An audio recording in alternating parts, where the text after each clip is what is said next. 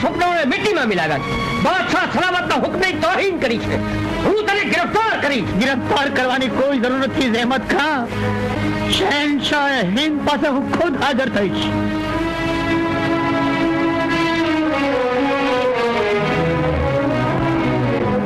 રાખો બેન.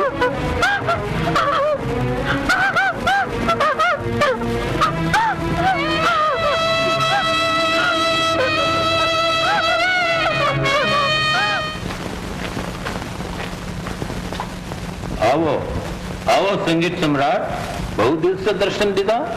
સત્તા સામે તો મોતને ઝૂકવો પડે છે આલમપણા. તો માનવીનું શું ગજું? બોલો, શી અરજ છે તમારી? અરજ નહીં, ફરિયાદ છે આલમપણા. ફરિયાદ કોના સામે? શહેનશાહ મોહમ્મદ જલાલુદ્દીન અકબર સામે. તાનસેન, તમે હોશમાં તો છો ના? નશો કરવાની મને આદત નથી જહાંપના. બોલો, શી ફરિયાદ છે અમારા સામે? 2 કરોડ ભરી કન્યાઓની જિંદગી ખતમ કરવાની, હિન્દુસ્તાનના નામને રોશન કરે એવી 2 કલાધરિત્રીઓના જાન લેવાનું પાપ મારે અને આપને છેલ્લે આવે પડ્યું છે. અને એની જાન કરવાનું દુર્ભાગ્ય પણ મારા હિસ્સે આવ્યું છે આલમપણા. 2 કન્યા, 2 કલાધરિત્રી. બોલો બોલો તાનસેન, શું થયું તાનારીને? શાહી ફૌજના પોલાદી પંજાબમાંથી પોતાના ગામને બચાવવા માટે એ 2 કન્યાઓને જળ સમાધિ લીધી. એમના પિતા દિલ્હીમાં કેદ છે. કોના હુકમથી? તમે આ શા ઉપરથી કહો છો તાનસેન? જહામત ખાન દિલ્હીમાં છે અને એના પિતાની નજર કેદમાં છે. નામુમકિન. દીપકના તેજ દૂર સુધી ફેલાય છે, પણ એની નીચેના અંધકારના વર્તુળમાં શું બની રહ્યું છે એની દીપકને જાણ પણ નથી હોતી આલમપણા. ज़हमत खान ने हमारी खिदमतમાં હાજર કરો. મારી તરક્કીના મોહમાં આલમપણાને આડું હું સમજાવ્યું. તાનારીને દરબારમાં પેશ કરવાને બહાને કંચન રાયનું ખાનદાન ઉજાડ્યું. બાદશાહ સલામતના હુકમ સિવાય હું એમને કેદ પકડી અહીં લઈ આવ્યો. જહાંપનાને સર્વ વાતની જાણ થઈ ગઈ છે. ખુદા મારા ઉપર ખૂબ ખફા થયા છે. હવે શું થશે વઝીર આઝમ? હવે શું થશે? ડરો છો શા માટે જહેમત ખાન? સૌ સારાવાના થશે. પણ બાદશાહ સલામતને હું જવાબ શું આપીશ? વઝીર આઝમ, મને લાગે છે મારી જિંદગી બરબાદ થઈ જશે. ફિક્ર ન કરો જહેમત ખાન. કંચન રાય મહાન સંગીતકાર છે અને સંગીતકારોના દિલ વિશાળ હોય છે. એમાં દ્વેષની પણ દયા હોય છે, વેરની પણ વાલ હોય છે. મને યકીન છે જહેમત ખાન કે એ તમને બચાવશે. વઝીર આઝમ,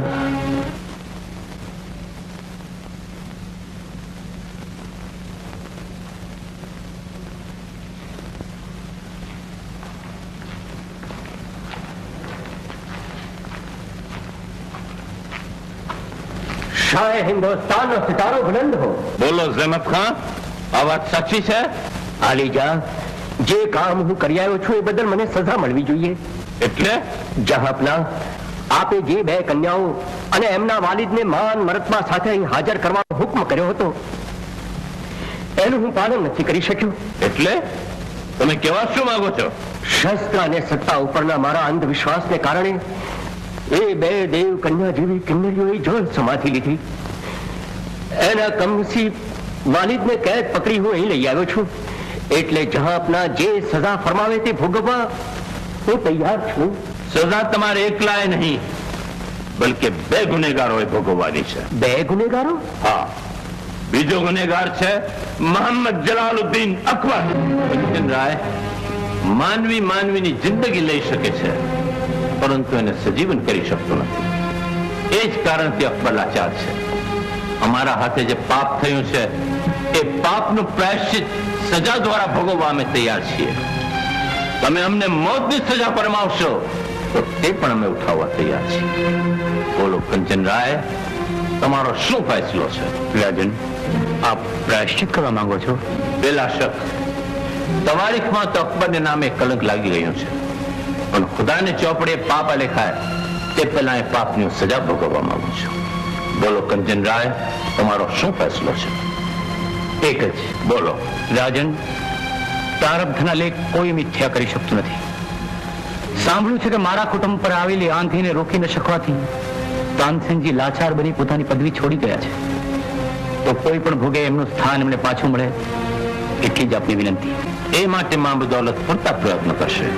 પરંતુ કંચનરાય, અમારી ખ્વાહિશ છે કે તમે હવે અહીં જ રહો. મોગલ સલ્તનત તમને એક સચ્ચા સલાહકાર તરીકે આવકારે છે. આપનો આભાર રાજન, પણ મારે મારું અધૂરું કાર્ય પૂરું કરવાનું છે.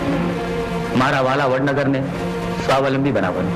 એ તો તમે અહીં રહીને પણ કરી શકશો. ના રાજન, ગુજરાતની નવી પેઢીમાં જાગેલી ચિંગારીને હું જીવતે જીવ બુઝાવવા નથી માંગતો. જેવી તમારી મરજી. ઝમત ખાન, કંચનરાય જ્યાં સુધી દિલ્હીમાં રહેવા માંગે ત્યાં સુધી એમને એક શાહી મહેમાનને છાજે એવી સુખ સગવડ આપવાની ગોઠવણ કરો.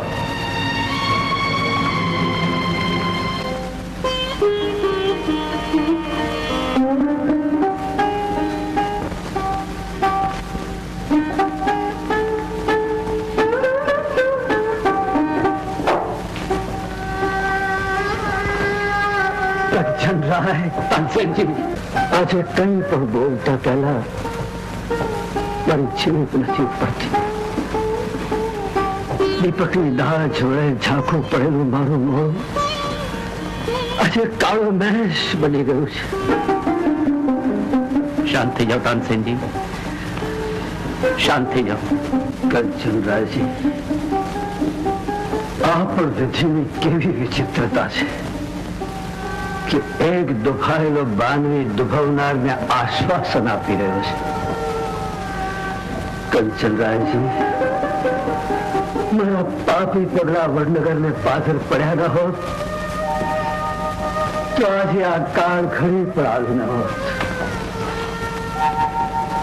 તાનસેનજી, ઘણા વખતે ચંદ્ર અને સૂર્યની વચ્ચે પૃથ્વી આવી જાય છે, તેથી શું પૃથ્વીને પાપી ગણી શકાય? આજે દિલ્હી છોડતા પહેલા તમારી પાસે કઈ માંગવા આવ્યો છું. મારી એક જ યાચના છે કે અકબરના દરબારમાં નવરત્નોમાંથી સંગીતની ગાદી જો ખાલી રહેશે તો ભવિષ્યમાં લોકો તાના રેડીને દુઆ દેવાને બદલે દોષ દેશે. તમે તમારું આસન પાછું મેળવી લો. સંગીત સમ્રાટ, મારી આટલી જ યાચના છે. કંચનરાયજી, તમે એક પછી એક ઉપકારનો બોજ મારા પર એવી રીતે ખડકતા જાઓ છો કે જેના ભારથી મારી ગરદન સદાય ઝૂકેલી રહેશે. હું મારા પાપનું પ્રાશ્ચિત તાનારીને મારી કળા વડે અમર કરીશ. હવે પછી મારા બધા આલાપની શરૂઆત તાનારીના વંદનીય નામ સાથે થશે.